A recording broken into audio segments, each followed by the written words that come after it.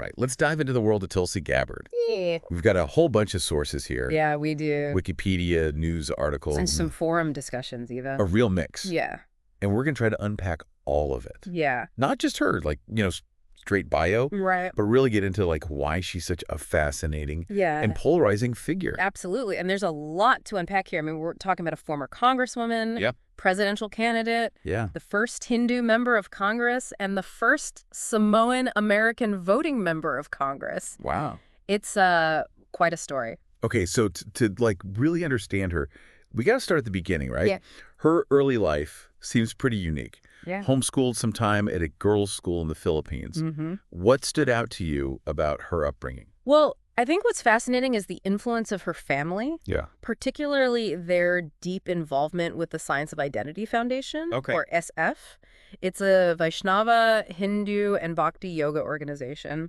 Essentially, it's a specific branch of Hinduism focused on devotional practices and the pursuit of self-knowledge. Okay, so it's not just like, casual involvement. Not at all. I mean, her family was really deeply embedded. Got it. And it's not just a historical footnote, right? This is relevant because it fueled speculation about how much SIF's teachings and practices, particularly around social issues, might have influenced her early political views. Okay, so SIF is like a key part of the backdrop here. Definitely. But then you have her early work with her father's organizations, like Stand Up for America and the Alliance for Traditional Marriage and Values, which had some, shall we say, controversial stances, especially on LGBTQ plus rights. Right, and that's where it gets really interesting, right? Because those early positions seem so at odds with the Tulsi Gabbard we see today. Right, total head scratcher. Yeah. So how do we square that early involvement with her, like, later advocacy for LGBTQ plus rights? Well, that's where her military service becomes pivotal. She enlisted in 2003, served in Iraq and Kuwait, and, those experiences seem to have profoundly impacted her worldview. Right. I mean, witnessing the human cost of war firsthand can really shift your perspective. Absolutely. It's like a classic example of how lived experience can challenge deeply held beliefs. And for Gabbard, this wasn't just like a slight shift, it was a pretty dramatic change in her stance on foreign policy and social issues. Wow. I mean, she went from supporting groups opposed to same-sex marriage to becoming a vocal advocate for LGBTQ plus rights. And she attributes that shift directly to serving alongside LGBTQ plus service members. Right. It seems like that experience really challenged her previous views. Yeah. It definitely seems like a turning point, and that experience in the military laid the groundwork for some of her most well-known and controversial stances. I'm thinking specifically of her anti-interventionist foreign policy, particularly regarding Syria. Oh, yeah, that's a big one. Yeah. Not many people are willing to meet with Bashar al-Assad. Right. Especially after his regime was accused of using chemical weapons. Yeah, it takes some serious guts. It does. I mean, it speaks to her willingness to engage in dialogue, even with figures who are widely condemned. It goes back to that idea of challenging deeply ingrained beliefs. Right. And seeking understanding even in the face of strong opposition. So we've got this like really interesting arc starting to emerge here. You've got the early influences of SIF and her family's political work, then the transformative experience of military service, and then this like bold anti-interventionist stance. That kind of put her on the map. Yeah, and it's important to note that all of this was happening while she was already building a pretty impressive political career. Oh, yeah. She was elected to Hawaii's House of Representatives at just 21 years old. Wow. Becoming the youngest woman ever elected to a state legislature. That's remarkable. That's wild. It's a remarkable achievement. And it speaks to her ambition and her ability to connect with voters, even at a young age. Yeah. But that's just the beginning of her political journey, right? Right. From the state legislature, she went on to serve on the Honolulu City Council and then was elected to the U.S. Congress in 2012. Okay, so we've got this foundation, her upbringing, her military service, her early political successes. But things are about to get a lot more complicated, right? Buckle up. Yeah, you could say that. This is where her career takes those twists and turns we mentioned. Yeah. She starts making decisions that really shake things up in Washington. Right, like resigning from the Democratic National Committee to endorse Bernie Sanders in the 2016 presidential race. Yeah. That was a bold move. It was. What do you think that tells us about her? Wow. especially considering her background Yeah. and the party's establishment. It suggests that she's willing to break with convention and align herself with candidates who share her values, even if it means going against the grain. Right. It also highlights her commitment to anti-establishment politics. Yeah. Which, aligns with Sef's historical skepticism of traditional power structures. That's a really interesting connection back to Sef. It is. And then, of course, there's her own run for president in 2020. Of course.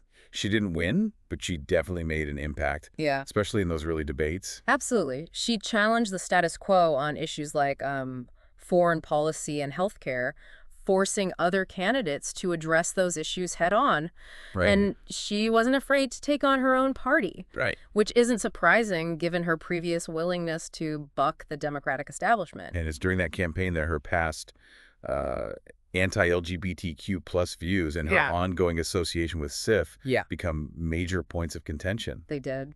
Critics really went after her on those issues. As they should. I mean, those are serious concerns, especially given the evolving social and political landscape. Her previous work with organizations like the Alliance for Traditional Marriage and Values raised questions about whether her shift in views was genuine or simply a matter of political expediency. Right. It's hard to know what's going on in someone's heart. Yeah. But you have to wonder how those early experiences, the values she was exposed to within SIF, and her later advocacy for LGBTQ plus rights all fit together. It's one of the central paradoxes of her story. Yeah.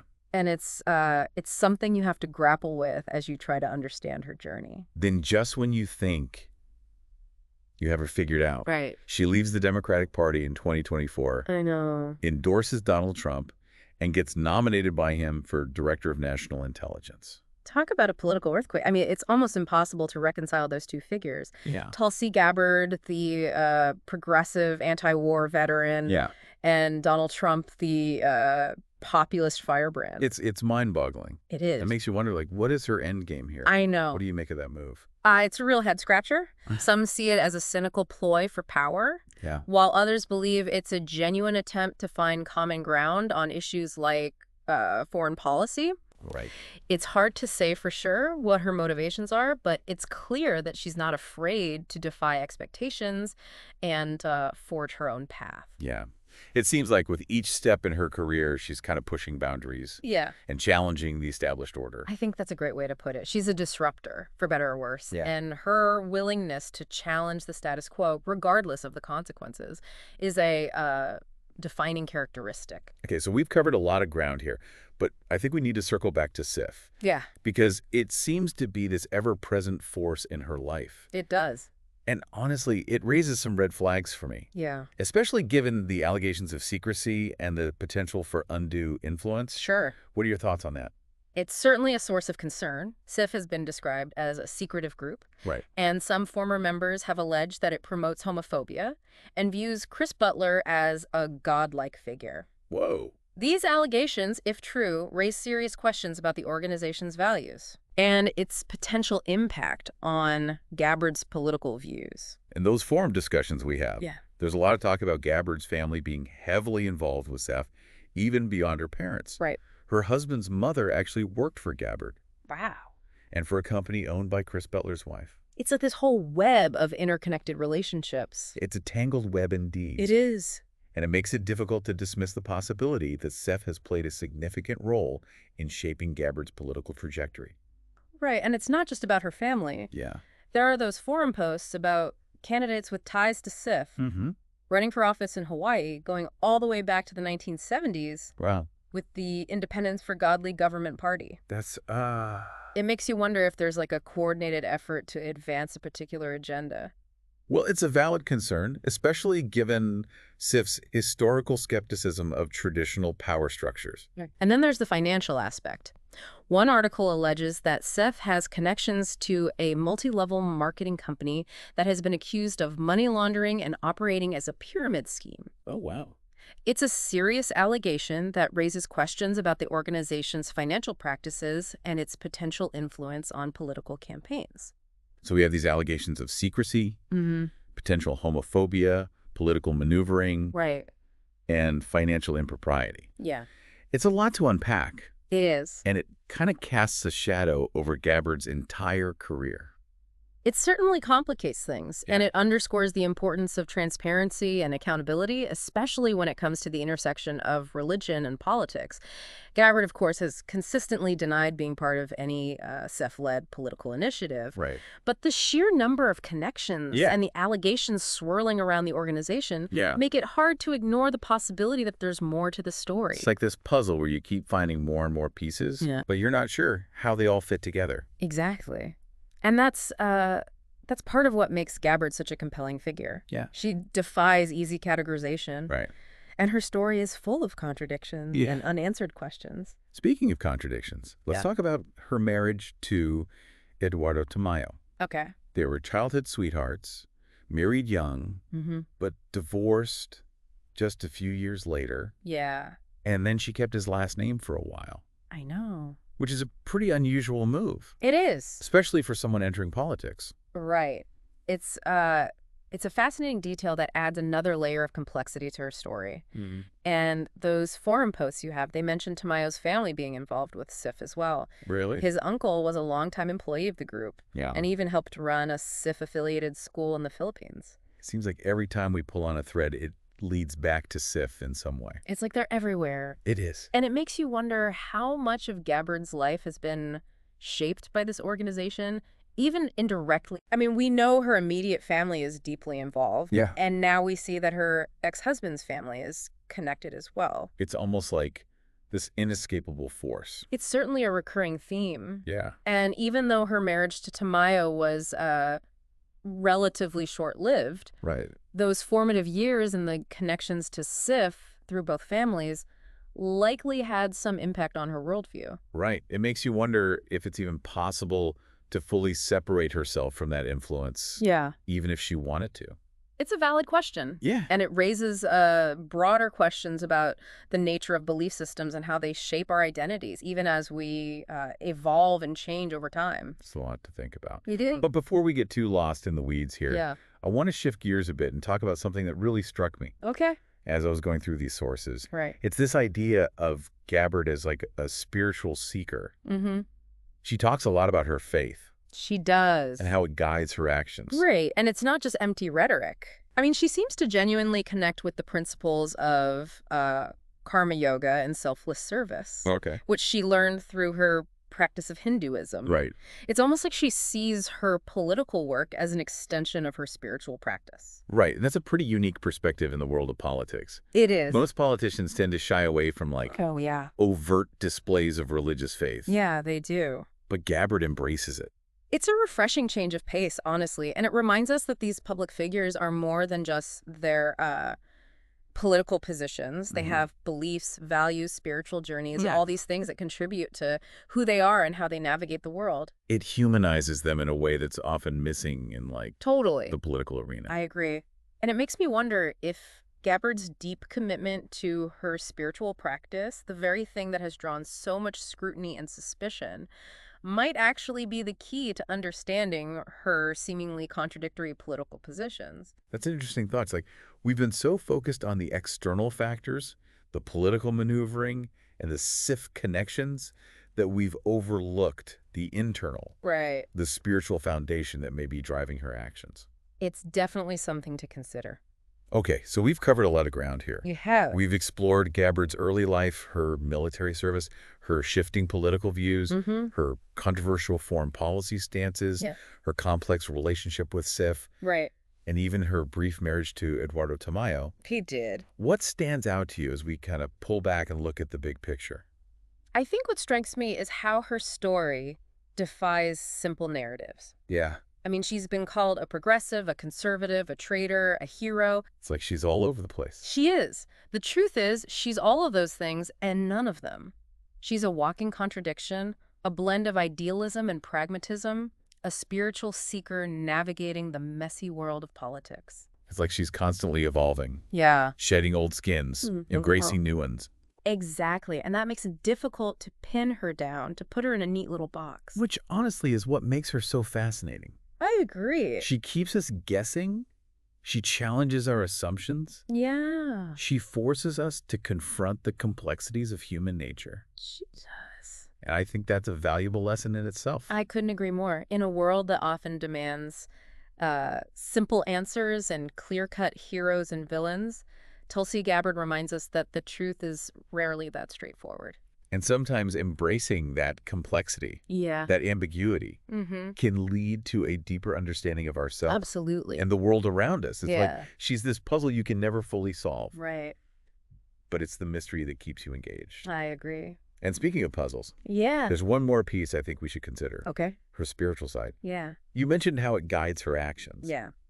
But how do you think it plays into her approach to politics, especially on like the world stage? It's fascinating, isn't it? Most politicians keep their religious beliefs at arm's length, but Gabbard seems to draw strength and guidance from hers. Yeah. She's spoken about her practice of Hinduism, specifically karma yoga, as a driving force behind her commitment to selfless service. Right, and that connection to her faith goes beyond words. Yeah. Remember when she gifted a copy of the Bhagavad Gita to Indian Prime Minister Modi? Oh, wow. That's a pretty powerful statement. Absolutely. I mean, it suggests that her spirituality isn't just a personal matter. Right. It's something she sees as relevant to international relations and diplomacy. Right. It makes you wonder how that spiritual lens might shape her views on like conflict resolution and global cooperation. It's definitely a different perspective than what we're used to seeing in Washington. It really is. And it raises some interesting questions about the role of faith in leadership. So as we wrap up this deep dive into Tulsi Gabbard, we're left with a lot to ponder. We are. She's a complex figure who defies easy categorization. Is she a progressive? A conservative? A maverick? It's tough to say. Maybe she's all of those things. Maybe. What do you think is the most important takeaway for our listener? Well, I think the key takeaway is this. Tulsi Gabbard challenges us to look beyond the surface, to resist the urge to simplify her story, or to put her into a neat little box. Her journey is a reminder that human beings are multifaceted, capable of holding seemingly contradictory beliefs and evolving in unexpected ways. She's a walking paradox, and that's what makes her so compelling. I agree. And she forces us to confront the ambiguities and complexities of the world, something we often try to avoid in our quest for simple answers and easy solutions. She reminds us that there's always more to the story. Absolutely. Always another layer to uncover. Always. And sometimes the most enlightening discoveries come from embracing the mystery, the unanswered questions. Beautifully said. So as you continue to explore Gabbard's life and work, keep those questions in mind. Don't settle for easy answers. Right. Embrace the complexity. Exactly. You might just find that the journey itself is the most rewarding part. Well said. I think that's a great place to leave it. Awesome. And with that, we'll leave you to dive deeper into the fascinating and often perplexing world of Tulsi Gabbard. We'll see you next time for another deep dive into a topic that's sure to challenge your assumptions and expand your understanding of the world around us.